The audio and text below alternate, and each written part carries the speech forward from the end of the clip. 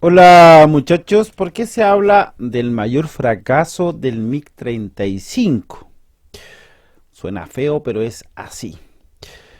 El MiG-35 se suponía que era la panacea de la inversión rusa como un caza de superioridad aérea. La Fuerza Aérea Rusa, de cierta forma, si tuviéramos que explicarlo en palabras sencillas, cuando se presentó este caza al mundo como un caza de la última generación, de formato 4 más con capacidades destacables, superiores a cualquier caza, hoy día se ve cuestionado. Teóricamente sería superado al Sukhoi Su-35, que hoy día usa la Fuerza Aérea Rusa. El MiG-35 tenía como vista de exportación, se vislumbraba, se presentó en Marx 2017, incluso por ahí estuvo la Fuerza Aérea de Chile, se habló que Perú iba a hacer una compra de estos tipos de aeronaves, porque había una preventa. De esto, ¿qué ha pasado? Nada. En los últimos años ha sido incapaz, suena lo que le estoy diciendo, de vender un caza a cualquier país, incluyendo a la Fuerza Aérea Rusa. Eh, Idealmente, este caza venía a ser una respuesta al mundo occidental. El MiG-35, que prometía mucho y que no ha hecho nada, trató de emular las evoluciones de la familia Flanker, teniendo como base el Su-27. Teniendo en cuenta esto, que resultó todo un éxito, especialmente los cazas de la generación MiG-29, que sería o era el reemplazo inherente de este tipo de nueva generación. Este caza de nueva generación, de cuarta generación, era el momento preciso, de cierta forma, para competir con el legendario F-16 en el tiempo. Lo cual no debería haber llegado a superar a los antiguos F-16. Sabemos que el F-16, siendo un caza de cuarta generación, ha tenido una evolución en el tiempo y va en el formato 72. Pero el MiG-35 no pudo mantenerse a la vanguardia y fue dejado en segundo plano, en resumidas cuentas. A diferencia del F-16 en sus diferentes versiones, ha ido modernizándose y ha sido uno de los cazas, de cierta forma, que promete mucho actualmente, siendo un caza de cuarta generación. El MiG-35, al parecer, no hay mucho interés de comprarlo, pero se sigue fabricando. No sé para qué, pero bueno. Para muchos, el MiG-29 perdió su competencia con el tiempo y que quedó, se suponía, o inflado, como ustedes quieran decirlo.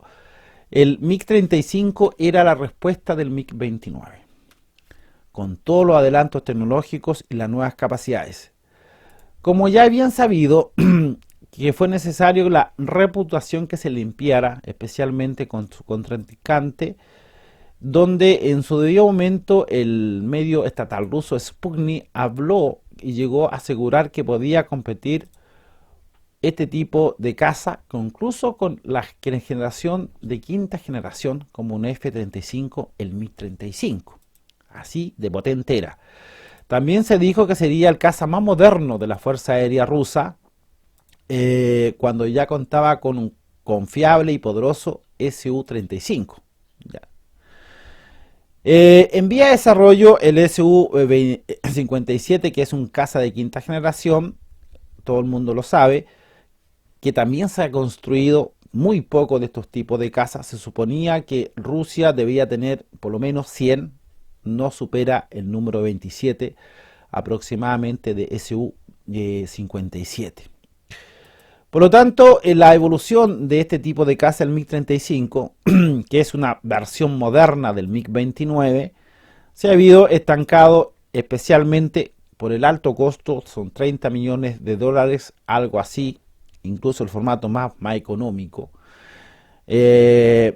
y superando incluso mucho más que un F-16 cuando se habla, por ejemplo, porque existe un formato básico que va de los 30 millones a los 50 y de ahí hacia arriba hasta superando incluso los 100 millones por aparato, dependiendo del radar, dependiendo de las capacidades, dependiendo de otros sistemas de tecnología, lo cual lo hace de cierta forma un caza costoso.